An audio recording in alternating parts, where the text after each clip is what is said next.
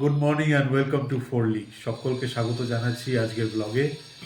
তোমরা আশা করি সবাই খুব ভালো রয়েছো, আর তোমাদের ভালোবাসায় আমরাও ভালো রয়েছি। এই বসেছি এখন চা নিয়ে।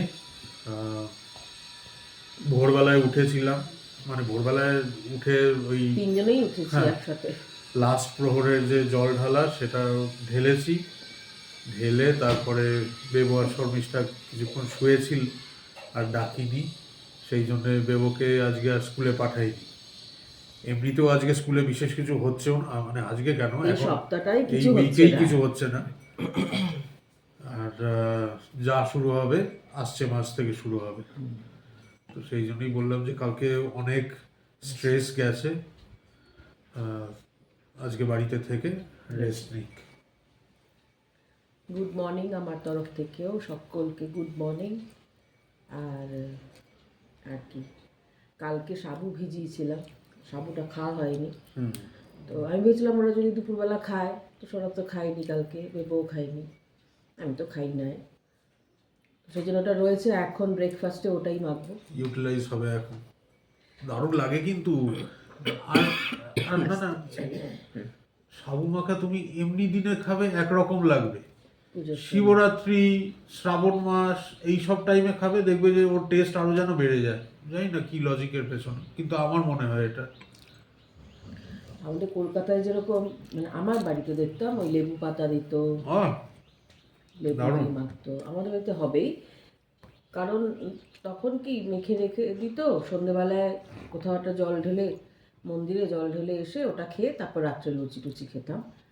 আমাদের তো এখানে সেটা হয়নি, ওরা খায়নি, তো সেই জন্য ওটা রয়েছে। ওটা ফ্রিজে রেখে দিয়েছিলাম, কি করব, বাইরে রাখলে নষ্ট হয়ে যাবে, গরম না। এখন বের করে রেখেছি সকালবেলা, ওটা দিয়ে মাখবো। বছরে একবারই, সেই জন্যই ভাবলাম যে না। তো ভালো করে মেখে দেবো। ওই কালকে দেখালাম পেঁড়া এনেছিলাম, পেঁড়া দিয়ে আর দই দিয়ে ব্যানানা ট্যানানা দিয়ে মেখে দেবো। একটু যদি ফ্রুট দেওয়া যায়, অ্যাপেল ট্যাপেল দিয়েও ভালো লাগে, কিন্তু সব কিছু ফ্রুট ট্রুট দিয়ে মাখলে এই যা।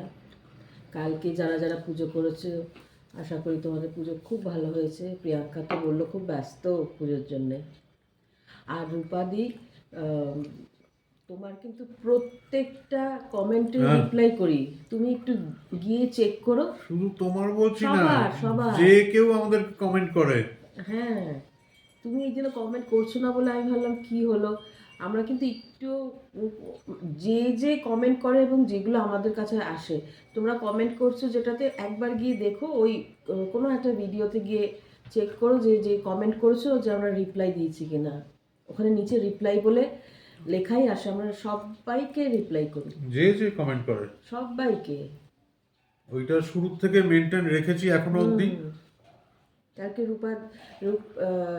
রূপা দিদিভাই লিখেছিল যে আমি একটুখানি, আমার একটু খারাপ লেগেছে, মানে ভেবেছি দিদিভাই ভেবেছি যে আমরা রিপ্লাই করি না। হুম, আমি তারপরে লিখেও দিয়েছি ওখানে, তোমার একদম ওখানে না, দেখবে রিপ্লাই আমি লিখেও দিয়েছি।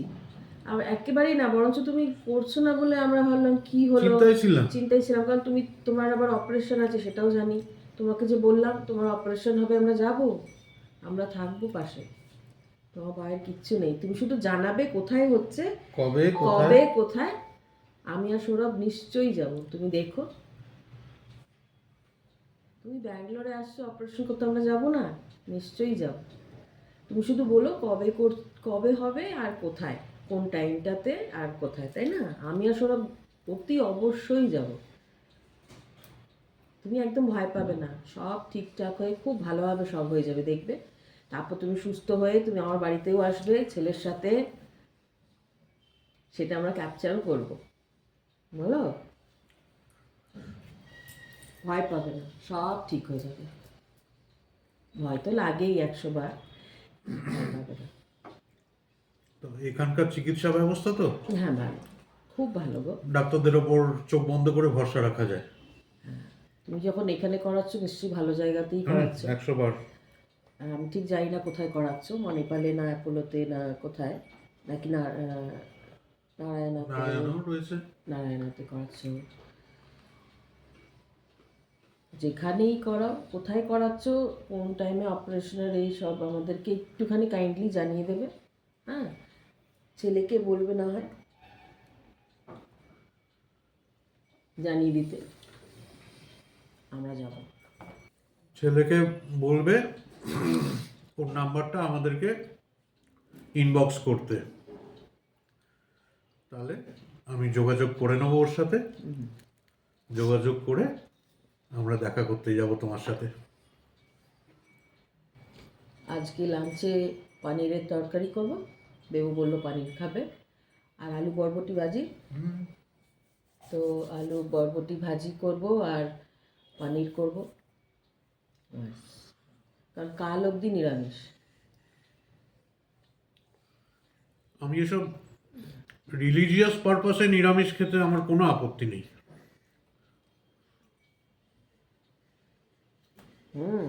এগুলো কিন্তু সব নিজেকে নিজেই কন্ট্রোল করে চলে, একদম কিন্তু আমিষের কথা বলেই না।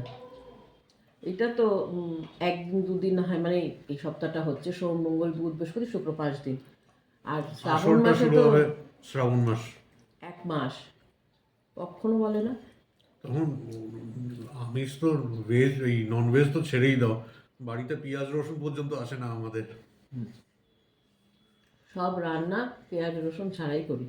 আমার সুইটুও দই ভাত খেয়ে থাকে পুরো টানা 1 মাস। মাঝে মাঝে মানে 1 মাসটাই নর্মালি হয়, একবার 2 মাস হলো না। 2023-তে টানা 2 মাস ছিল শ্রাবণ মাস, মানে কিছু একটা ওই মল মাস টাইপের কিছু কনসেপ্ট ছিল। মাঝে পড়ে গেছিল, সেটা হবে 2 মাস ছিল, 2 মাসই করেছে। বহু বছর বাদে বাদে ওই জিনিসটা হয়। তখন আমরা খুব পানির খাই, পনির খাই, মাশরুম খাই, মাশরুম খাই, রাজমা খাই। রাজমা খাই, বাট কিন্তু সব নিরামিষ। নিরামিষ মানে এক পেঁয়াজ রসুন না, পুরো সাত্বিক খাবার। সাত্বিক যেটা বলে। রবিবার মানেই হচ্ছে জিরা রাইস আর রাজমা, রাজমা, তার সঙ্গে আর একটা পনিরের কোনো ডিশ, যাতে রবিবার মনে হয়। সোমবারটা আমরা চাল খাই না, ডালিয়া, ডালিয়ার খিচুড়ি। তারপর তো আলু পটলের তরকারি টরকারি যেরকম নিরামিষ হয় সেরকম ডাল ভাত। ফ্রুটসও প্রচুর খাওয়া হয়।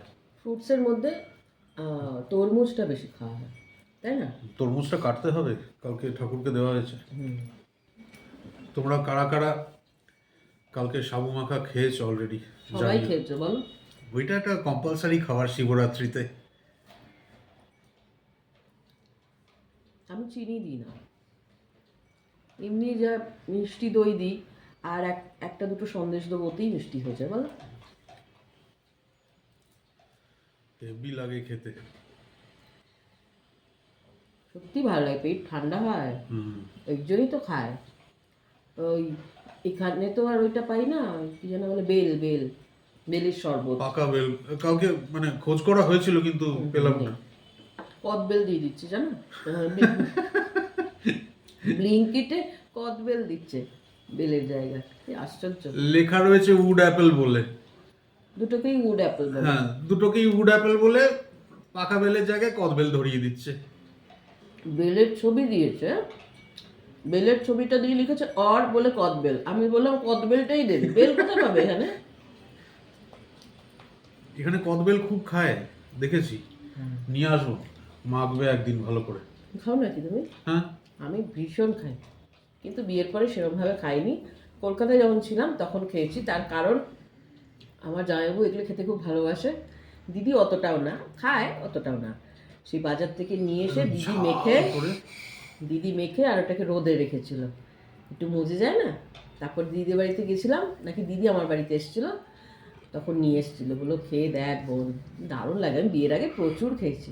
কদবেল দেখি, দাঁড়াও কখনো বেরোলে রাস্তায় দেখতে পেলে নিয়ে দেখে আসবো। আনতে হবে, অনলাইনে আমি 1-2 বার এনেছিলাম পুরো কাঁচা। না না না, ওগুলো লোকাল ঠেলাওয়ালার কাছ থেকে নিতে হবে, অনলাইনে হলে চলবে না। কারণ এরা কাঁচাটাই নিয়ে নেয়, ভেতরটা একটু ব্রাউনিশ হবে, গন্ধ হবে কদবেলে। নিয়ে আসবো, দাঁড়াও দেখি। যাই উঠি এখন,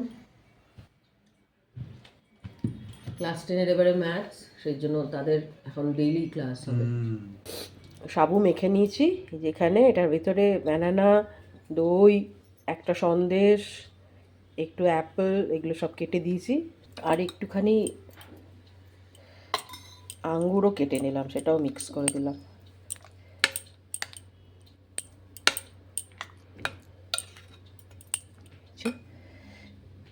এবার এটা ভাগ করে দিয়ে দেবো।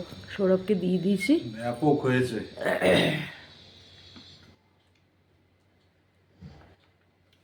ভালো আছে, দারুণ হয়েছে। বেবোকেও দিয়েছি, বেবো সোফায় বসে খাচ্ছে। না, উঠে চলে এসছে। দারুণ হয়েছে। গরমকালে শরীরও ঠান্ডা, সব ফল দিয়ে মেখে দিচ্ছি। মনও ঠান্ডা। দারুণ হয়েছে। মনও ঠান্ডা। এটা কাস্টার্ডের মতন লাগে। হ্যাঁ হ্যাঁ হ্যাঁ। তোমার কই? আমি তো ব্যানানা খাই না, আমারটা আলাদা মাখছি। নিয়ে এসো। আজকে শুধু আলু পনিরের তরকারিই করব, কারণ কালকে যে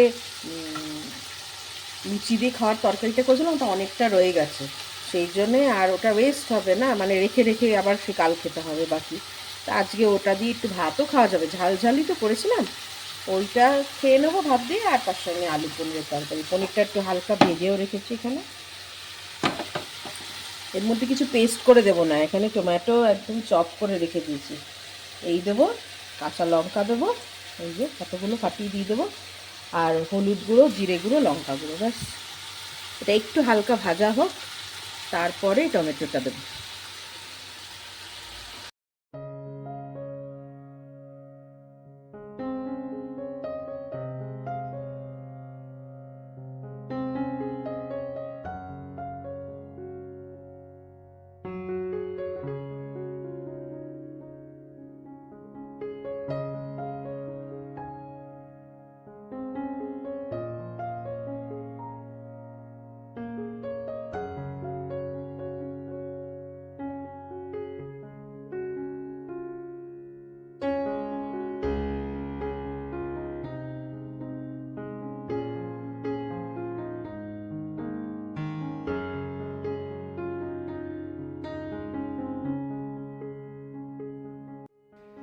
বৃহস্পতিবারে ঘট পেতে দিলাম,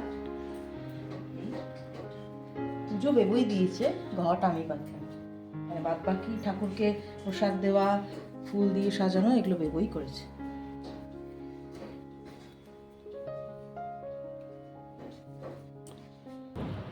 এই তরকারিটা কালকে রাত্রে, মানে যেটা লুচি দিয়ে খেয়েছি, অপূর্ব হয়েছিল। মানে কি বলবো, ওই কলকাতায় কচুরির দোকানে যে তরকারিগুলো দেয়, এক্স্যাক্ট এক টেস্ট হয়েছে।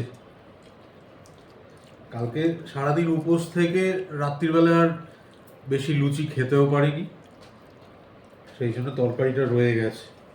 ওইটাই এখন এবেলাও হচ্ছে, আর কোয়ান্টিটি দেখে মনে হচ্ছে রাত্রিবেলাও একটু থেকে যাবে। কালকে রাত্রে একটু কম কম খাওয়া হয়েছে, আজ সকালে সাবু খাওয়া হয়েছে। তবে এক ক্লাস হয়েছে তরকারিটা, পুরো আইডিয়াল কচুরির তরকারি এটা। খাটা খাটা হয়েছে, বেশ ভালো হয়েছে। পনিরটা একদম পাতলা ঝোল করেছে, তাই না? কালকে যে সারাদিন ভাত খাইনি সেটা কিন্তু ফিল হচ্ছে না, বলো? একদমও না।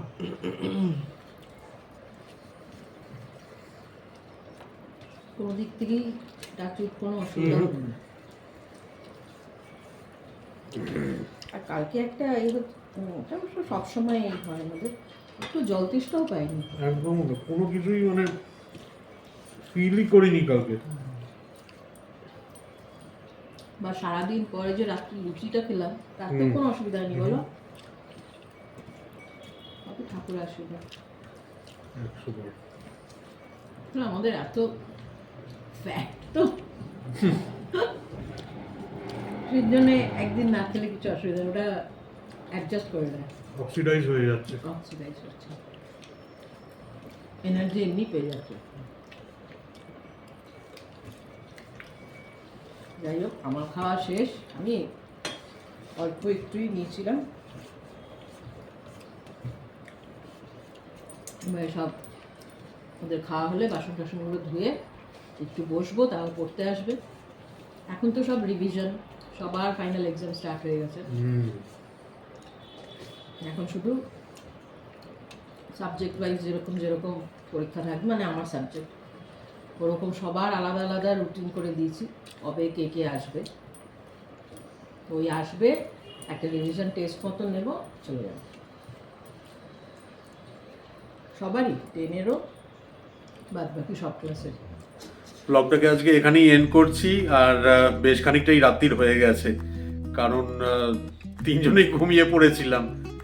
আবার ক্লাস করে গিয়ে উঠে দেখছি যে ওরা টিভি দেখছে, তারপরে আমিও টিভি দেখতে দেখতে কখন ঘুমিয়ে পড়েছি। তারপরে সৌরভ উঠে বললো 11টা বাজে, উঠো। উঠে আগে বেবুকে খাইয়ে দিয়ে বেবু শুয়ে পড়েছে। আবার আমরা এখন যা হোক একটু খেয়ে আবার শুয়ে পড়বো। হ্যাঁ, কারণ কালকে কিছুই না, কালকে অতটা পুজো আচ্চা গেছে, উপোস ছিলাম, তো এই জন্যই একটু টায়ারসাম গেছে। এই আজকে ব্লগটা এই জন্যই বড় আর রাখলাম না, মানে অবভিয়াসলি বড় রাখার মতনও কিছু ছিল না আজকে। তো এই কাল আবার ফেরত আসছি আরেকটা নতুন ব্লগ নিয়ে।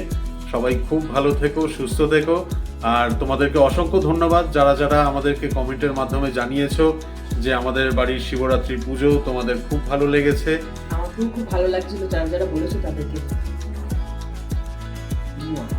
কাল আবার দেখা হচ্ছে তোমাদের সাথে। সবাই খুব ভালো থেকো। Good night. Good night.